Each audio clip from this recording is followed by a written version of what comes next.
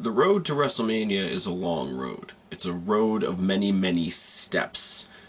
And unfortunately, it would seem that the WWE has sprained its ankle the first step out of the damn front door. Get up, come on, get down with the sickness. Get up, come on, get down with the sickness. Get up, come on, get down with the sickness. Open up your hate and then open the make. What's going on, everybody? It's your buddy, it's your pal Spaz, Phoenix, the YWC Reality Check, and this is Road Signs, and this is a video that I didn't think I was going to be doing. I was on hiatus. I was not going to do any videos until January 1st, but we had the last Raw of the year a couple nights ago, and I'm watching this Raw, and a lot of good shit happened. Cesaro got some mic time, some character development, had a great match against a returning, seemingly babyface Wade Barrett, who also got to look really, really good.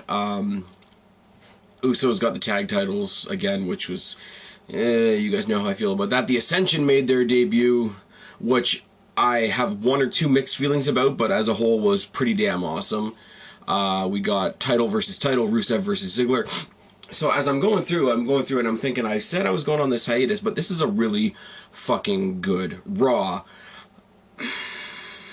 And then Daniel Bryan came out. And I'm not saying this like I'm super angry, this is just... I roll my eyes and I deflated. And this is not, I have to precursor this again, or else people will get on my case. Daniel Bryan's a fantastic wrestler. I get why you guys like him. He's the underdog. He's the Mighty Mouse, and all that sort of thing. I get it. He's a fantastic wrestler. I understand. But the minute Daniel Bryan finished his promo on Raw, I was deflated. Because I knew the road to WrestleMania was fucked. It really, really is. All my notes, everything I have here is for the video that I'm going to do for you guys now. I literally, when that all happened, I threw out my Raw notes. Not that there were very many. It was just like, hey, talk about how good Ziggler did. Talk about how good Rollins did. Talk about how good Ascension did. Talk about my boy The Miz getting screwed. It was going to be an early Raw review to start the year, and I really wanted to start it on a high note, but just... oh, the road to WrestleMania is so fucking deflated. So there's two things I want to talk about. I want to talk about everything that pissed me off about the Daniel Bryan promo on Monday, and why I think it's fucked the road to WrestleMania from here all the way to the big event. A couple of points. Some of them are big. Some of them are nitpicks. I will admit that. Here's the thing, guys. I want you to listen to me very carefully. I will admit that some of the points I'm going to talk about here are nitpicks. I will admit that some of the things on this list are things that more than just Daniel Bryan do. But if we call other people out on them, we got to call Daniel Bryan out on them too, unless we're being biased like Deluxe Man. So yeah, it is what it is. I want to talk about the promo and why I didn't like it, and I want to talk about where I see WrestleMania going from here, because it's depressing. Okay, first point is, like I say, one of those very small nitpicky points. I don't like false advertising. I don't like when people put things out on Twitter and whatever, and it's to get attention, and you do it and you design it to make it look like something it's not. He talked about a big turning point or a crossroads and yada yada yada, and they were talking about it through the entire show like something was going to change, something was different, something was going to be different than it was before. Guess what? Daniel Bryan was a full-fledged member of the WWE roster working for WWE before Raw this week, and he's a full-fledged member of the WWE roster after this Raw this week. Nothing has changed. Let that sit in for a second. Okay, he announced that he's going to be in the Rumble, but nothing has changed. If he pulled that type of announcement, that type of precursor would work for somebody like a Corey Graves, who has legitimately been impacted to the point where his entire life path has changed. His career is now taking him in a commentary in a commentary direction. Big shout out and props to Corey Graves if I haven't mentioned that already, but what he's doing on NXT is phenomenal. But nothing changed. We knew Daniel Bryan would come back eventually. He came back. What's changed? What's new? Other than we know that we're fucked now. Second point is something that WWE does a lot, and this is one of those things. This is not just a Daniel Bryan thing. This is a WWE theme, but I think it's going to be hit over the head like the nail that everybody hates, especially with Daniel Bryan, is the fact that there are two ways to get a title shot. There are two ways to worm your way into the WWE title picture. One way is to be awesome, show up to work, have great matches, have great feuds, build yourself some momentum, and earn a title shot. The other is to get injured. Kick your feet up, have a vacation for a little while, fuck your mail order bride, come back when you want to, and get handed a Royal Rumble victory. And that's what's happening to Daniel Bryan. It is what it is. There's a lot of people that have busted their ass in Daniel Bryan. With Brock Lesnar being gone with the title, with Roman Reigns being gone injured, with Daniel Bryan being gone injured, and with Cena doing things other than the title picture, a lot of other people have stepped up and a lot of other people have earned that chance. But for doing nothing, Daniel Bryan gets to skip the line. Daniel Bryan gets to skip the line and go to WrestleMania because we feel bad for him. I'm going to get to that in a second. The false retirement bit. Now, again, this is something that I don't like for a lot of reasons. I don't like when Mark Henry did it. I didn't like when Ric Flair did it to set up his, once you lose, you retire, and it went into the Shawn Michaels thing, whatever. Because we've had guys like Edge, like Shawn Michaels, like Ric Flair, etc., etc., etc., who have come out and had to make that hard announcement that they are injured, that they cannot go anymore, that the end of their trail has come, and WWE has given them the opportunity to say goodbye to the fans. Now everybody can say, oh, well, he never said he was retiring, he never said that, but they played it up that way. You play it up, oh, I'm at a major crossroads, oh, we don't know what Daniel Bryan's going to say, and it's all a very morose tone the whole night, making everybody think, in my case, getting my hopes up that it was something along those lines, and then it was a big swerve, and everybody gets to go, yay! But it's really, really disrespectful to the people that have genuinely not been able to continue following their dreams in those situations in that regard. Now, sort of an add-on to that point is, especially for this episode of Raw, who was hosting Raw? Who was right there in the building watching this farce, this spoof, this mockery of a legitimate retirement happen? Christian and Edge. Christian, who retired quietly, whose retirement hasn't even really been mentioned until this past week's Raw, because he did it quietly, dignifiedly, wanted to keep it to himself and just, do his own thing. He's done some things for the WWE Network. I think he's done some commentary on some documentaries, on some DVDs, but his in-ring career is pretty much over. And Edge, who, after an amazing WrestleMania feat, had to come out on Raw the next night and announce his retirement with that belt over his shoulder because his neck was hanging on by that much. With those two in the building, Daniel Bryan does a false injury. Am I gonna retire? Oh no, it's a swerve. Don't worry. Ha ha ha ha. That's disrespectful as fuck. And not only that, to add legitimacy to his injury story, to make you think even more that his injury has halted his career, he name-dropped Edge a couple of times in his promo.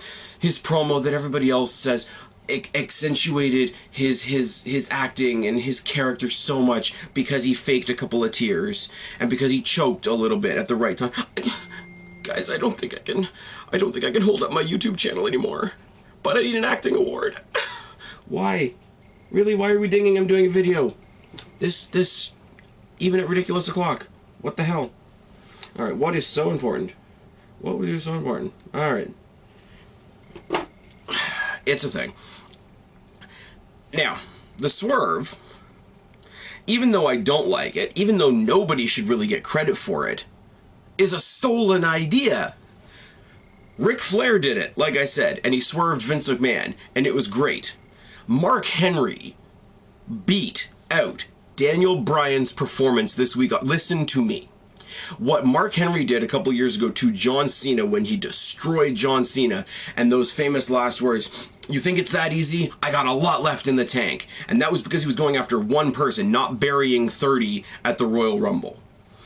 Did it better than Daniel Bryan. Daniel Bryan taking up a theme that has already been mastered by other people. Not that I, like, as I say, not that I don't like that Ric Flair did it. I don't like, in theory, Mark Henry did it well. Mark Henry did it extremely well. I'm a fan of that promo, but still, in principle, I don't agree with it because, as I say, it mocks those people that have legitimately had to retire because of injuries, etc. But even if he's going to steal a bad idea, other people have done it better. Come up with your own shit. Daniel Bryan is supposed to be this big innovator. He stole the crippler crossface. He stole the running knee from whoever he stole it from. He stole the diving headbutt. He is Chris Benoit 2.0, and that's not something you want to strive for. And now you have the stolen swerve. I don't want to linger on this too long because, yes, of course, this is going to label me as the bad guy. He used his dad's death in his promo to curry sympathy for his character as his character moves on to a fictitious title victory. Vulgar. Absolutely vulgar. People shit a brick when Randy Orton name-dropped Eddie Guerrero. They shit a brick when Jerry Lawler's mother got used in a storyline. But now, because Daniel Bryan does it, it's different. Somehow it's okay that he name-dropped his own father to carry sympathy into WrestleMania. No. No. Just no. I'm not even going to linger on that because you guys are going to castrate me for that. I know it. I know it. In fact, here's what I'm going to do. Because I'm a nice guy, because your buddy, your pal, Spaz Phoenix, your YWC reality check has got your back and has got you in mind, I'm going to sit back. All the keyboard warriors, right now, say something, do something, put it down in the box below right now. I will give you.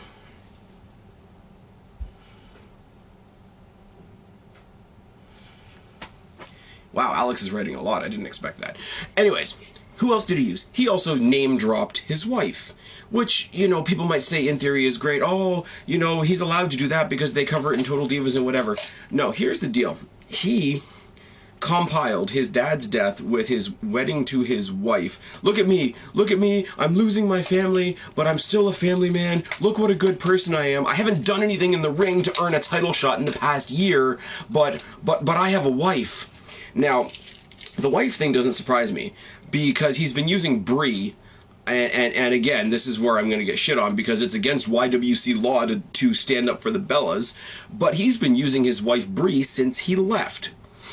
Brie Bella's rivalry with Stephanie McMahon was nothing more than a way for WWE to keep Daniel Bryan relevant in our minds. Everything she did, from rivalry with Stephanie to confrontations with the Authority to her sister turning on her and joining the Authority to teaming back up with her and yada yada yada, everything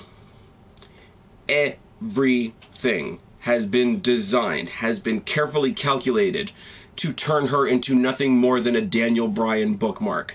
Brie Bella comes out on Raw, gives the commentators time to talk about Daniel Bryan, and painfully remind us that Daniel Bryan is still a thing. John Cena may be a lot of things. He may use a lot of people.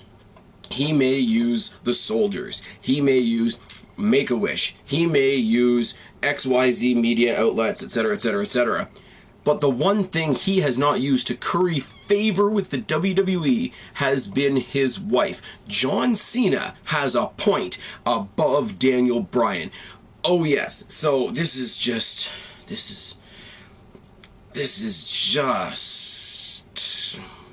meh. And the last thing I will say about this promo is the Daniel Bryan fans. Because they did exactly what I've been saying for months. All the people that have been saying that WWE doesn't let anybody shine, doesn't let anybody flourish, doesn't, procreate new talent, doesn't write any good storylines. WWE has nothing to offer us right now. Blew up YouTube talking about how all of a sudden Raw is great. All of a sudden Rumble's gonna be good now. All of a sudden WrestleMania is interesting now. And you know what? I can't disagree, because if we bury Daniel Bryan in the main event with Brock Lesnar at WrestleMania, it gets him out of the way, because Brock Lesnar's a part-timer. He has no long-standing storyline. Stick Daniel Bryan over with him, that's cool. The guys that are really bringing interest to the product right now, Bray Wyatt, Ziggler, Rollins, Ambrose, Roman Reigns, whether you want to hear it or not, the resurgence of Ryback, the rising popularity of Cesaro and Damian Sandow are going to make WrestleMania 31 good. So no, I'm not going to disagree with you and say that WrestleMania is going to suck now that Daniel Bryan is back. WrestleMania is still going to be awesome despite Daniel Bryan. And as I say, 5-minute promo from Daniel Bryan suddenly makes Raw great. Fuck off. Now, here's the thing. Here's where we switch over from the promo to what damage the promo has done so far. Daniel Bryan will win the Rumble. It's set in stone. It's set in stone, and the sad thing is, it's set in stone because the fans will fuck up the show if they don't. And everybody's gonna say to me, oh, you know, we're supporting our guy. We all have the right to support what I like. Yeah, except you all are the same people that mocked the John Cena fans. Or sorry, not the John Cena fans, the CM Punk fans. When he left, and all the CM Punk fans wanted to show solidarity behind CM Punk, you mocked them. You all are the people who mock when people what's up with R-Truth. You all are the people that mock when people started doing the fandangoing. You all are the people that mocked when we joined in. You know, we the people. You guys are the loudest vocalist bitchers when people, you know, when The Rock comes out and says, you know, if you smell, and the whole crowd does it. And you know, it's bad because it's against YWC law to still like The Rock because he's the bad guy now. And you know, you've passed that on to Roman Reigns where he does the believe that. And that's catching on. You know, at first it wasn't cool to chant "Feed Me More" for Ryback, but now you guys are coming around on that because he's not Roman Reigns, because he's not John Cena. But you guys can fuck up a show. Really? You guys can fuck up a show and it's okay. And that's fine, and that's wonderful. But yet you guys were all up in arms when Hijack Raw was going to happen. When Hijack Raw was going to happen in Chicago, that was legitimate CM Punk fan base. Occupy Raw, the big moment that got Daniel Bryan his WrestleMania match last year, was a bunch of WWE hired extras in Daniel Bryan merch in the ring. Those weren't real fans. I hate to break it to you. If those were real Daniel Bryan fans, they all would have been arrested. Oh yes. WWE hired people to play Daniel Bryan fans to create Occupy Raw. You know, Hijack Raw was a legitimate thing created by actual fans. But no, everything's cool as long as it's Daniel Bryan. And you guys are all gonna fucking stick Daniel Bryan up everybody's asses 2 years in a row, and that's shit. Here's the thing. Because I'm a Daniel Bryan not a Daniel Bryan fan, I have an appreciation for what Daniel Bryan can do in the ring. I'm going to look at the other side of the coin. I'm going to look at how Daniel Bryan could have come back good. If he was going to re-debut at the Royal Rumble, why would you tell anybody? You guys are all out there. You guys are all ravenous like addicts that are looking for your next fix. Why would you not have saved that pop for the Rumble? Now we know he's going to be there. You guys, or WWE, took a pop out of your guys' mouths, and you love it. And that's strange. It's very, very strange. You know, Daniel Bryan is an asset. I will admit that. And they used him badly. I don't think he's as much of an asset as some of you think, but he is an asset, and WWE used him badly. They gave up a great pay-per-view reaction to pop a rating or pop, you know, some of the indie fans' interest going into 2015, and we shouldn't have to do that because a lot of other indie-based guys are doing really, really well in the absence of Daniel Bryan. Oh yes, here's the thing. Here's another concept that a lot of people... If John Cena, or Randy Orton, or Sheamus, or The Big Show, or Batista, or Kane, or who else I can mention? Jack Swagger, or anybody like that won the Rumble, what would we hear from everybody the next day? That's not the way the Rumble is supposed to be used. The Rumble is supposed to be used to generate new stars. The Rumble is supposed to be used to take somebody from the mid-card and make them a main eventer. The Rumble is supposed to bring new people to the championship picture. But it's okay that it's Daniel Bryan, even though he's already been a champion multiple times. Even though he's already a main eventer. He's already a certified main eventer. I will admit that. The matches he had with CM Punk alone are enough to earn him his spot in WWE history. I will admit that. You see, I will admit the good things about Daniel Bryan, but this doesn't make any sense. It's supposed to bring new names to the title picture. New names. It's supposed to, you know, all you guys talk about, you know, generate the future. How are you generating the future with somebody that's already been there, already done that, already defended titles at WrestleMania, and already won titles at WrestleMania? It's a waste of a Rumble. It's a waste.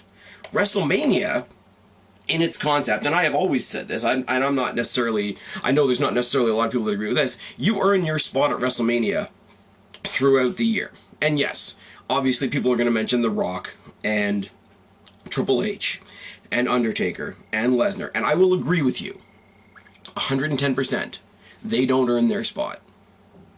Year to year, those guys don't earn their spots. They earned their spot at WrestleMania years ago. They earned their notoriety years ago, so they come back and add to WrestleMania. But I'm talking about the guys, the full-time guys on the current roster. You earn your spot at WrestleMania. From WrestleMania to WrestleMania. WrestleMania ends the wrestling year. Or begins it, depending on how you want to look at it. The wrestling year goes from WrestleMania to WrestleMania. Now, considering Daniel Bryan has done fuck all since WrestleMania, what did he do to deserve getting another one? What has he done? I understand it. He's injured. I feel bad for the guy. I don't wish injury on him. I don't wish retirement on him. I don't wish death on him. I don't wish divorce on him. But the simple fact of the matter is, he has not done anything. This goes hand in hand with all of you guys who said Daniel Bryan should be Superstar of the Year. Respectfully, if he took the work that he did at the beginning of the year and it continued through the rest of the year, then I agree. Yes, he would have been a contender for Superstar of the Year. But he competed in 1/4 of the year. He competed in 3 pay-per-views. 3. He lost at the Rumble. I don't remember what the hell he did at Chamber. That shows how memorable that was. And then he got handed the world and more on a silver platter at WrestleMania. And after that, where did he go? What did he do? He competed in 1/4 of the year. That does not warrant you Superstar of the Year, first of all. That does not warrant you, here, have it all over again. Which is my next point, which is to expand on what I just said. WrestleMania to WrestleMania is where you earn your spot at WrestleMania. Last year, whether I like it or not, last year's WrestleMania season was Daniel Bryan's year. I don't like the way it came together, but it did. For him, good for him, it was his year. WWE decided that it was his year. It was telegraphed from the minute we knew that he wasn't in the Rumble and he got screwed by the Authority. We knew that he was going to be the champion. It was telegraphed from a million miles away. It was Daniel Bryan's year to go have a WrestleMania moment. I'm sorry, this is not his year. Whose year is it? Couple of names, and there's more. I'm just saying the most obvious names off the top of my head. Could be Ambrose's year. Could be Rollins' year. He's got Money in the Bank. He actually has a stake and a logical thing already tying him to the belt. A logical thing that says, look what I've earned this year. Ziggler has been on fire. Reigns is the guy WWE wants to push, whether you like it or not. Wyatt is one of the most intriguing characters in the company. They've all had phenomenal years at one point or another. Reigns, not so much, yes, because he was injured too. A lot of the things that I'm saying about Daniel Bryan could be applied to Reigns too. Why? Really? Really? Ding, ding, ding, ding, ding, for reasons. I'm not here to defend Roman Reigns. Let me be clear on that. I probably should have mentioned that off the top. A lot of things you say about Roman, or a lot of things I'm saying about Daniel Bryan, you could say about Roman Reigns as well. Roman Reigns has competed in more of this year. than Daniel Bryan has. So if you want to bring it down to those two, he's contributed more this year than Daniel Bryan has. He went out, what, at Night of Champions? Daniel Bryan hasn't competed since WrestleMania. I'm just saying. Other names that are being tossed out there. Cesaro. A lot of people say Bad News Barrett, even though he's been gone too. All these guys have a claim to say this should be my year. It's not Daniel Bryan's year. He hasn't done anything to make it. He hasn't been able to. And this is the thing. You guys think I'm being vindictive. You guys think I just want to take everything off his plate. Here's the deal. Very, very, very... how can I say this? Very, very simple example. You work at a car dealership. Your car dealership hands out Salesman of the Month. You're sick for the entire month of March. You didn't sell anything that month. Now, that's not because you're a bad salesman, but it's because you weren't there. So you didn't earn Salesman of the Month for March because you weren't there. I'm not saying Daniel Bryan's not a fantastic wrestler, but he hasn't done anything this year to earn it. Come back now. If he comes back now, let him look at WrestleMania, let him watch WrestleMania, pass him by. It'll add to his sympathy story. Take a year. Build him to WrestleMania 32. I have no problem with that. Do something with Daniel Bryan on screen, in the ring, in storyline. Don't just tell me that because he's been off sick and off injured for a couple of months that he deserves to be champion. Fuck off. Fuck me, I hate my sinuses. I'm not here to defend Roman Reigns, but if you back Daniel Bryan, then all the Roman Reigns bullshit has no weight. It really, really doesn't. Everybody was pissed off this year because, oh, we can see what they're doing with Roman Reigns. We can see it a mile away. I can predict right now that he's going to win at WrestleMania. Well, guess what? I'm looking at Daniel Bryan right now and the bullshit way that they brought him back and the bullshit way that he doesn't even have to do anything between now and the Royal Rumble. I can see right now what they're going to do at WrestleMania, and it makes me want to vomit. So, what's good for the goose is good for the gander. If the predictability of Roman Reigns was enough to make you hate the guy, then don't make a separate set of parameters for Daniel Bryan, because then you're full of shit. And here's the thing. Here's the last thing I'm going to say, because I've rambled long. I meant for this to be like a 10-minute video, and it's just not that. It usually doesn't work out that way. If you are all for Daniel Bryan coming in and getting shoved up our asses like he was last year, that is your right. I'm gonna breathe. That is your right. If you are okay with Daniel Bryan, with it becoming the Super Goat Daniel Bryan show between now and WrestleMania, then that's cool. But if you are a fan of Dean Ambrose, if you are a fan of Bray Wyatt, if you are a fan of Seth Rollins, fan of Dolph Ziggler, some of you are fans of Roman Reigns, if you're a fan of Cesaro, Wade Barrett, the reemergence of Ryback, the emergence of Rusev, the comedy rise of Damian Sandow, if you have high hopes for the Ascension, if you're liking what the Usos are doing, and you like the fact that in the past little while those guys have gotten spotlight and mic time and chances to show themselves and expand. If you like the fact that Rollins versus Ambrose got to main event a pay-per-view, if you like the fact that Ambrose versus Wyatt got to main event a pay-per-view, if you like the fact that Ziggler got to close the show against Seth Rollins with the help of Sting at Survivor Series, then think twice about Daniel Bryan, because all that's going to go down the toilet. It really is. As I said at the beginning of this video, like, WrestleMania is a long road, and I hope it twists off the path that I see it on right now. But as I say, right now, we've twisted our ankle, we're already limping, and we're 1 week in. And that's shit. And I hope I'm wrong. That's all I can say. I hope that I'm wrong.